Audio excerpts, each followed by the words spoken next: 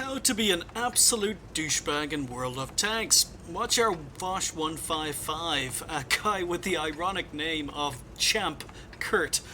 He is anything but a champ. In chat you can see that Wargaming is a homo mafia buy and good luck. He is a top tier Vosh 155 in a tier 10 game here on Pilsen. And yeah, apparently this is one of the reasons people want X3M banned from the game, because our win chances are only around 35-36% in this particular game, and he decides he doesn't want to take any part because, you know, he's not good enough to actually win games by himself. So you can see him charging down there. There he goes. I thought he was initially going down to the corner. But no, he's not planning to go down to the corner at all. What he's doing is, before he's even had a chance to load his auto-loader, he's decided to charge straight into the enemy TDs. And yeah, not even firing his gun. There he goes. 1, 2 shots, 3, 4 shots, and he's dead. And there goes our top tier Vosh 155 with the incredibly ironic name of Champ Kurt. So in chat I say reported because that's what I do when I come across douchebags, but yeah, needless to say, our top tier tank made this game a lot more difficult to win than our 36% win chance had suggested, and it was a complete and utter collapse. But yeah, don't do that, guys. Please don't do that. At least make a bloody effort to try and do some damage, to try and help your team. You know, there's no excuse, absolutely no excuse for doing crap like that in-game. And anyone who does needs to get banned. I'm sorry, if you suicide intentionally in this game, you should be banned. The Vosh 155 should be stripped from him, he should have to grind it out again, or else just ban the account for like 24 hours to maybe 24 years. Either is good for me. Anyhow, let's get on with today's video.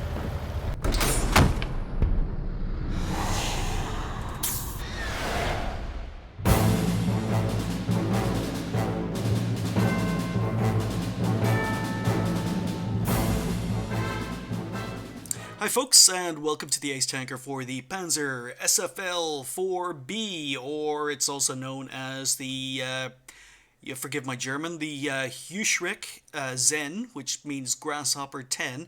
So this is the Grasshopper, and it's a Tier 4 German SPG. It's another artillery replay, but please forgive me, because I'm incredibly happy about being able to do this video, because one, this is a brand new tank for me. When I originally went up the German lines when I first started playing World of Tanks, this tank didn't exist. It wasn't in the game, which was disappointing because this is one of the most interesting tanks I think I have ever discussed on the channel. I'm incredibly happy to finally get around to talking about the Grasshopper.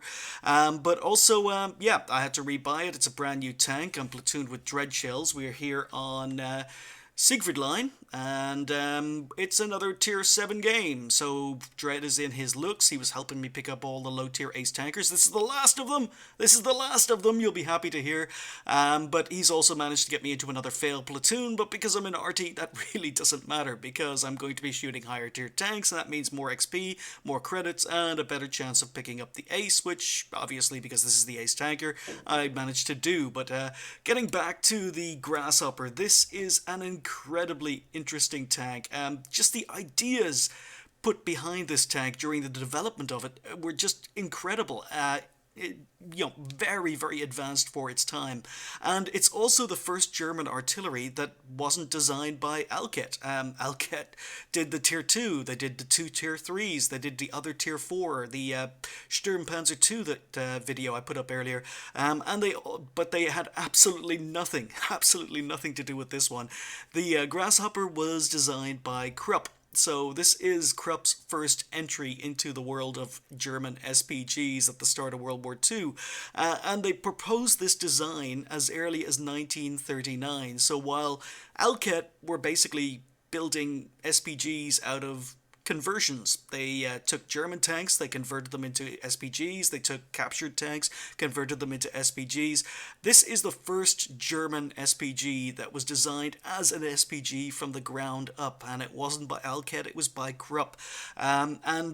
Yeah, it's just incredibly interesting. So, first of all, it basically came with the LE-FH-18. So that's one thing that it still did, just like LCAT did, was that it used captured French guns. Now, the LE-FH-18 was later updated. It was later used a different gun, but it was another captured LE-FH-18. 43, I think. I'm doing this live, so my memory might be failing me, but I think the prototype was originally fitted with the LE-FH-18, and it was later updated to the LE-FH-43. But that's not what's interesting about this tank. What is interesting about this tank is the fact it wasn't only an SPG.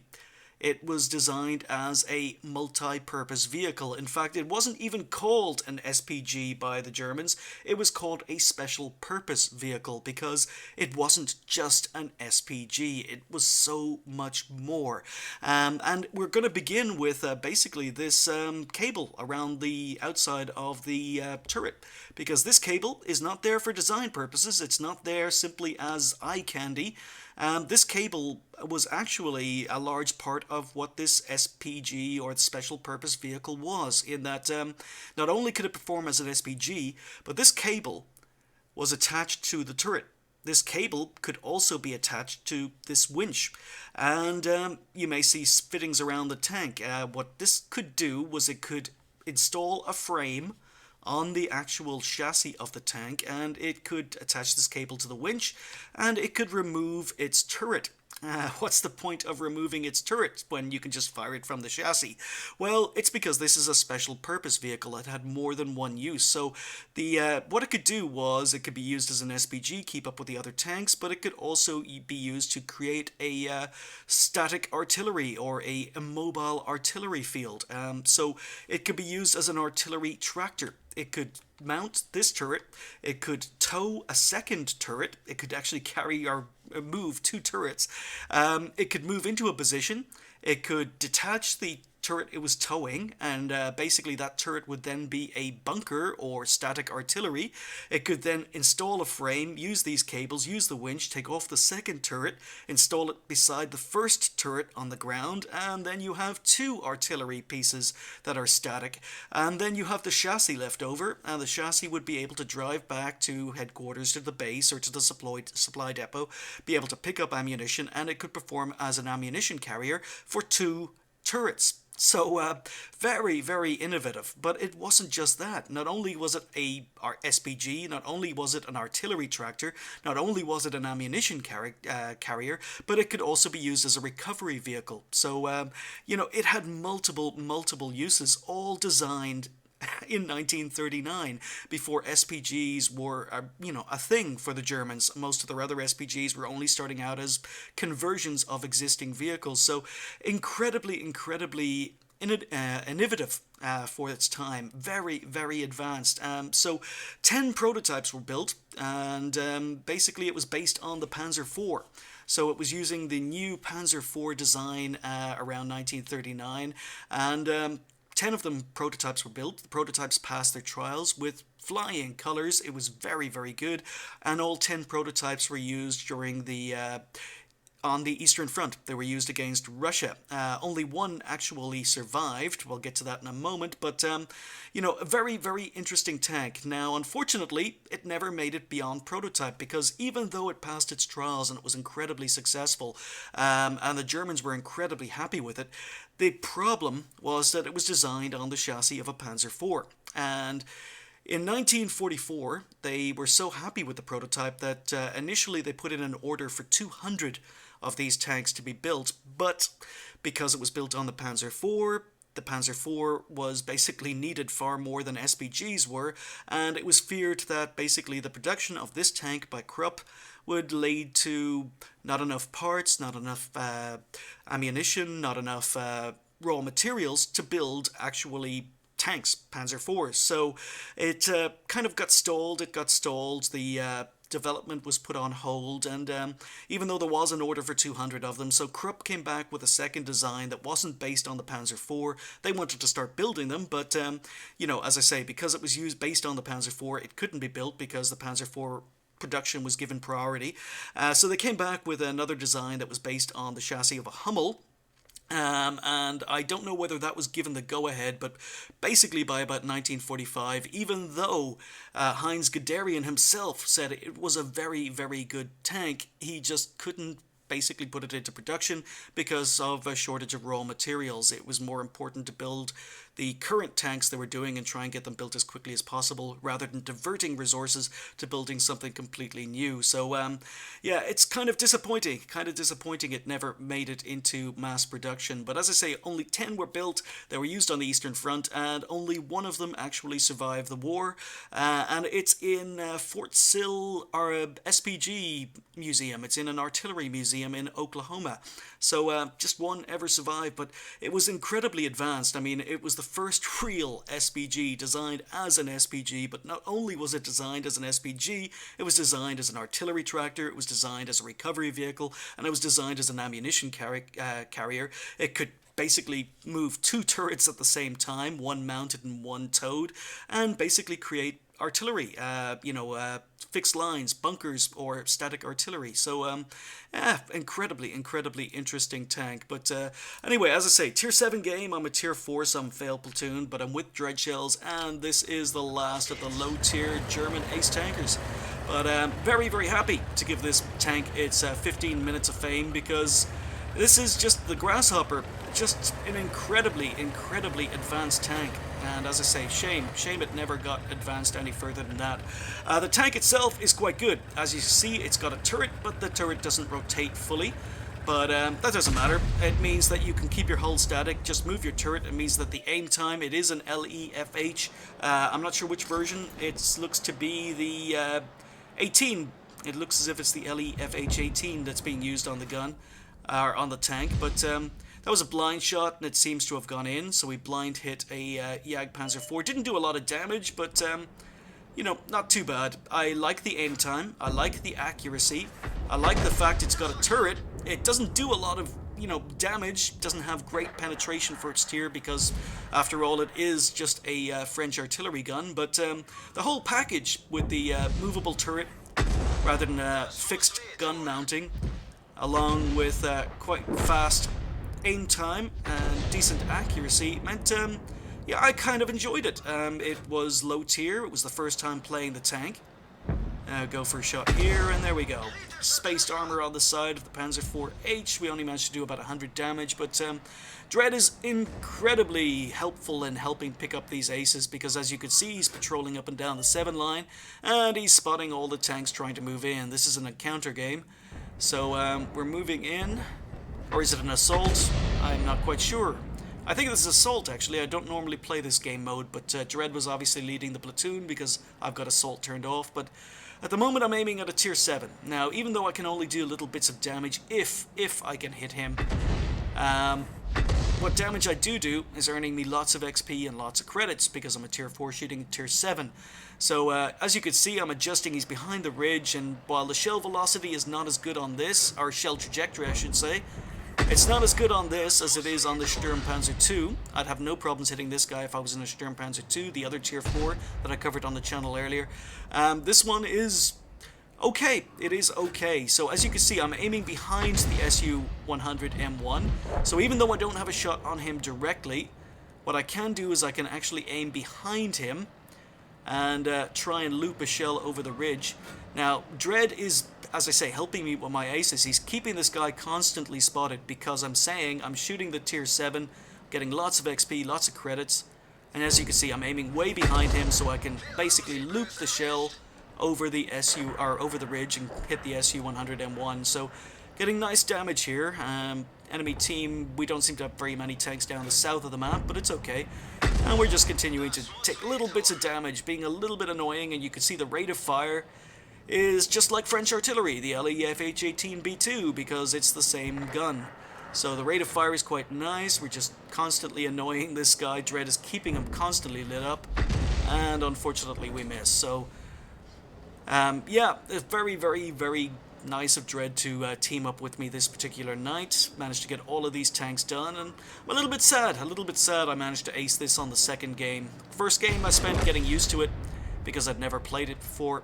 Second game, I ended up acing it, and then I ended up selling it, and I'm a little bit sad because it is such an interesting little artillery, but it was so much more than simply artillery. So yeah, the SU-100M1 goes down. Now it's time to adjust. There's a Sturmpanzer II out in the field, so someone else has failed platooned on the enemy team, just like I was. Who's he platooned with? He's platooned with, looks like, I forgot to change the flaming names again. Yeah, there we go. There are the tanks. Yeah, as I say, for some reason my replays seem to be defaulting to player names. I don't manage to get a shot in the Sturmpanzer II, but lots of tier 7s left, lots of tier 6s, so just aiming over the house, gonna start work on this IKV-90B, who has very little armor, and if I can hit him I can do a lot of damage, and I start getting tunnel vision. Rather than looking for other targets, I'm looking at this guy and I'm thinking, I just have to hit him, so I've missed my first shot. And the second shot hits buildings because very difficult shot. So he's on a backward slope. He's very, very difficult to hit. Our team are winning, reasonably comfortably, I would say. Score is 9-3. And yeah, he's on a slope, and I'm just spamming shots here because I really, really want to kill him. Okay, VK3001H finally switched targets, but he's taking fire. Yeah, aim time is not the best, but accuracy and rate of fire do seem to be quite good. And okay, back to the IKV, because as I say, I'm a little bit fixated on this guy. Okay, we've got shots, we fire, and he reverses, but it doesn't matter because the shot went long. So he's using the gun depression to keep very, very well hidden. And I'm wondering, am I ever going to get this guy? Because at the moment I've only done 700 damage and we barely miss him. Oh no. Okay, Hellcat. And Dread is in trouble. Dread is going, oh no, I've made a mistake. I'm in trouble, I'm in trouble. And he's out of ammunition. Hellcat's going for him, but go for a risky shot. And you can see that the shell velocity takes forever to hit the Hellcat, but we managed to take him out. So there's the pressure off Dread. Meanwhile, we can go back and I can deal with my fixation on the IKV-90B. And yes, we finally do it. Only 20 damage, but we managed to get our, I would say, fixation sated. So just an E25 left on the enemy team. And top-down view, because I'm a lazy bugger and haven't installed battle assisted, but there we go. He gets taken out before I can get a shot in. But thank you once again, Dread. So there we go, first ace and only ace in the Panzer SFL 4B Grasshopper 10. Yeah, we're done. We're done with the low-tier German arties. I've aced or rebought and aced all the arty I missed out on first time round when I ground up the Germans on day 1 or day 2 of World of Tanks. And I've rebought some of the low-tier arty that didn't exist when I was originally going up the German lines, including the Grasshopper.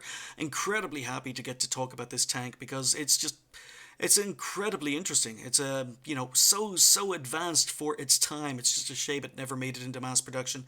But we're done.